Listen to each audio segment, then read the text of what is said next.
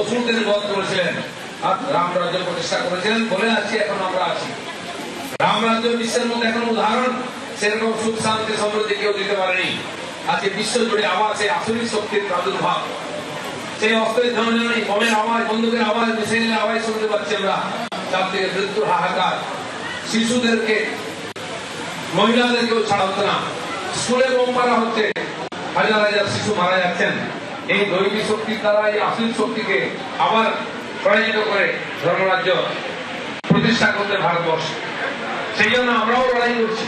আমাদের সমস্ত মহাপুরুষরা, পূর্বপুরুষরা এই কথাই বলে গেছেন যে নিজেকে আগে ধার্মিক হতে হবে, তপস্বী হতে হবে, শস্ত্র রাখতে হবে, শস্ত্র ধরতে হবে, শক্তিশালী হতে হবে।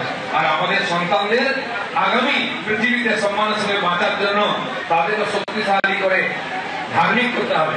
আজ এখানে গুরুদেবের সামনে দীক্ষার ব্যবস্থা ছিল, দীক্ষা হয়ে গেছে। এখানে বহু মানুষ এসে সনাতন ধর্মের অনুসারীরা প্রভুর সামনে, ঠাকুরের সামনে দীক্ষা নিয়েছেন, নিজের জীবনে হিন্দুত্বকে প্রতিষ্ঠিত করার জন্য, ধার্মিক হওয়ার জন্য সংকল্প নিয়েছেন। আমরা যারা হিন্দু সমাজে জন্মেছি, এটা ভগবানের আশীর্বাদ, পূর্বপুরুষের তপস্যার ফলে হয়েছে। দুর্লভম ভারতে জন্ম মনুষ্যতত্ত্ব দুর্লভম। এই ভারতবর্ষের ভূমিতে জন্মগ্রহণ করাটা খুবই দুর্লভ, আর মানুষ হওয়া তো আরো দুর্লভ। সেই মানুষ জনিত আমরা জন্মগ্রহণ করেছি, সেটা মানুষের কাজ করতে হবে, ধর্ম রক্ষা, ধর্ম প্রতিষ্ঠা করতে হবে, নাহলে নরক বাস হবে। 64,000 জনি ঘুরে আবার পশু পাখি কীট পতঙ্গ হয়ে আবার কবে মানুষ হবো জানি না। সেই মনুষ্য জীবনের সর্বোচ্চতা ভগবত প্রাপ্তি, জীবনের মুক্তি দেওয়ার চেষ্টা করতে হবে। নিজের ছেলেমেয়েদের মধ্যে সেই সংস্কার দিতে হবে, তারা যেন পশুত্বের থেকে মনুষ্যত্বের দিকে আসে। হিন্দুত্বই শিখিয়েছে মানুষকে পশুত্বের থেকে আর ব্রহ্মত্বের দিকে, দেবত্বের দিকে যেতে।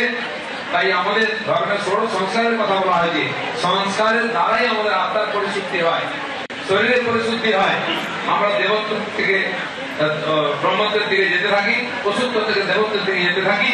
সেই সংস্কার হচ্ছে দীক্ষা গ্রহণ, তপস্যার দ্বারা, পুজো পাঠ, যাগযজ্ঞ, উপবাসের দ্বারা মনের শরীরের শুদ্ধি হয়।